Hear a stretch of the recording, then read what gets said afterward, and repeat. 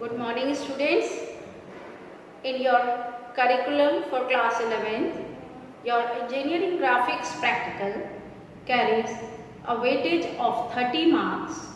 The first practical which you did, and most of you did it very well, was the mural design.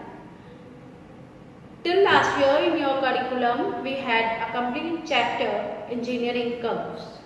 This year, in theory, we don't have that chapter, but in practical, we have the same chapter, and the name of the chapter is engineering curves. Today, I'll be telling you how to make an ellipse by Trammell method. This is a practical method. And what is a Trammell? You know, this is a rectangular piece of sheet. It is cut out of the ivory sheet. It has to be cut out of ivory sheet. And as far as the dimensions of the sheet are concerned, they have to be, this width of the sheet has to be 20 mm and the length has to be, I'll show you, from P till Q. The distance is 75 millimeter. From P till R, the distance is 90 millimeter, and there is some extra length of sheet to hold it. Similarly here, we have some extra length of sheet to hold it. This sheet, this piece of ivory sheet is called Trammell. How I decided what this distance should be? For this, the dimension of major axis is given to you and the dimension of minor axis is also given to you.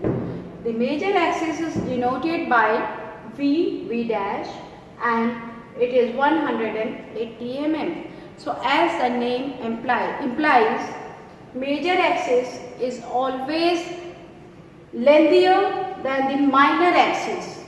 Minor axis is denoted by Z and Z dash, and here we have taken the dimension as 150 mm. You have a center for a circle. Similarly, for an ellipse, you have focus. There are two foci. When the focus is in plural, the focus is called as foci, and we have two foci, F and F dash. Now, coming to this figure, as you have studied in the very first chapter, lines, I told you that long, short, long, short, long, short, long kind of lines are used for making the center lines and axis lines, etc. So here, this is your longer one is called major axis. I have labeled it V and V dash. Here in this particular case, the length is 180 mm.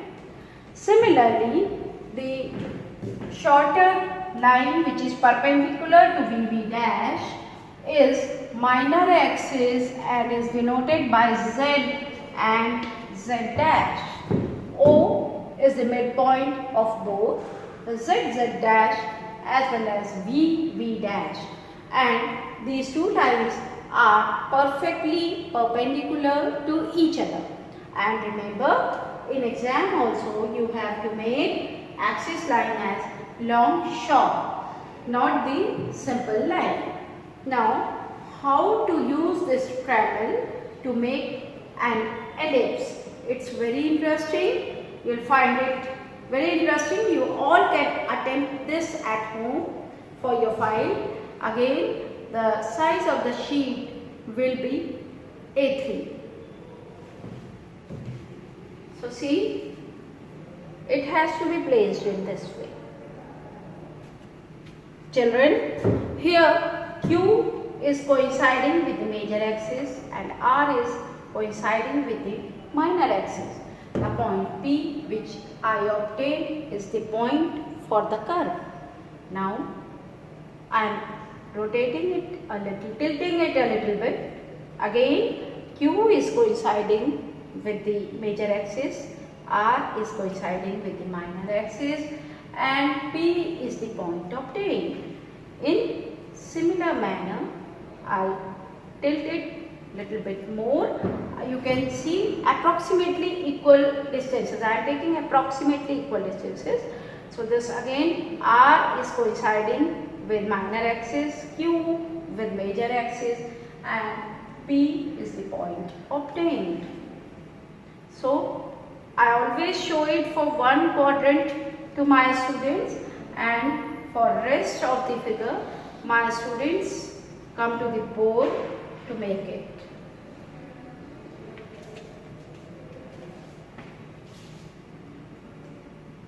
Here the distance of major axis is little bit more. I have rectified it. This is B.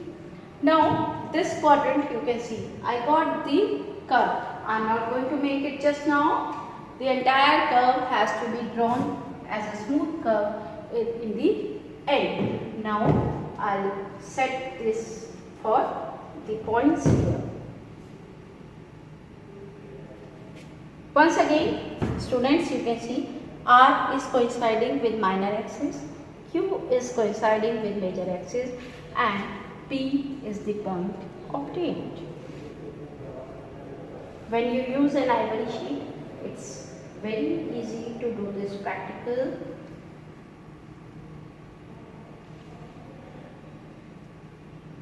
These engineering curves are used in various buildings.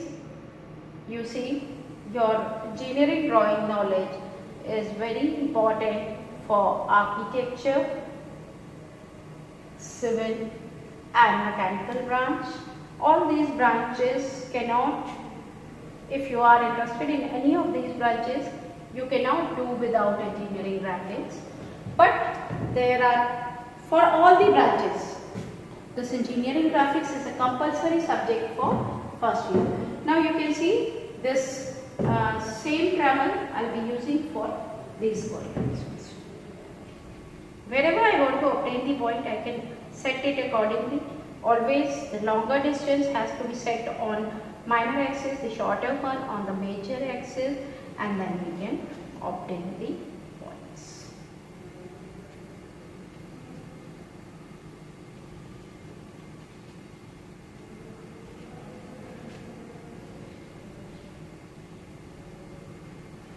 Even if we obtain 4 points, we are able to draw the curve.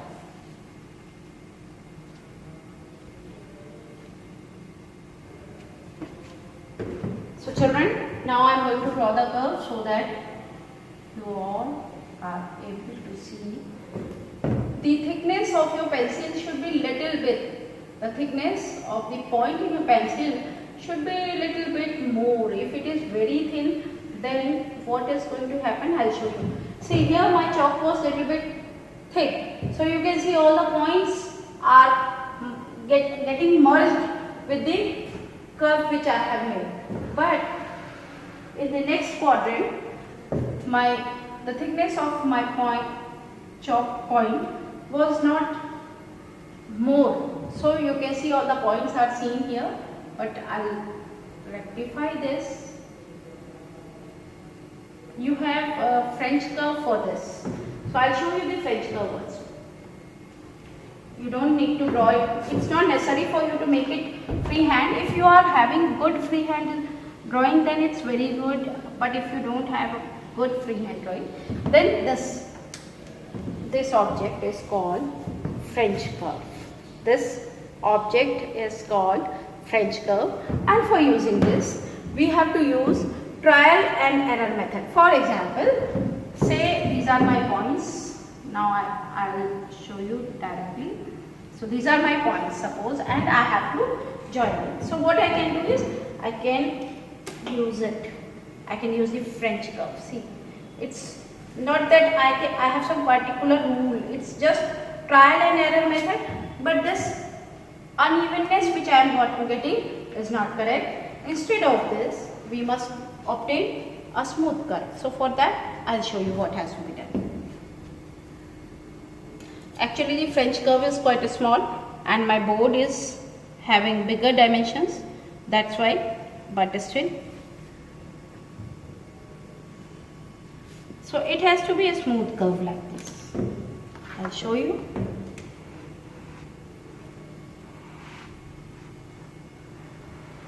You can see. So the curve has to be smooth and it is a much better option than making it freehand if your freehand sketching is not good. One more place I am going to show it to you. See, one more attempt. Even one more. Points. In a notebook it is perfectly correct to draw the curve using a French curve. So this is your complete ellipse. I hope you all will be able to make it in your notebook. There's one small thing which can be done and that I'll show you. You have to use a scale and all the equipments. See the dimension line and extension line. So this is extension line and this is dimension line. You can see I have made them faint, whereas main lines are not as faint. These always dotted lines are medium thick and main lines are dark. And for writing the dimension should be perpendicular to the dimension line and it should be towards the left for vertical dimensions. So this is 150. You can see it is 150. Then I'll write the dimension for major axis also. And the dimension is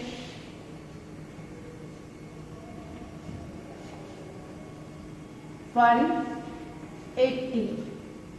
Again perpendicular and upwards. If you write it downwards, it is round.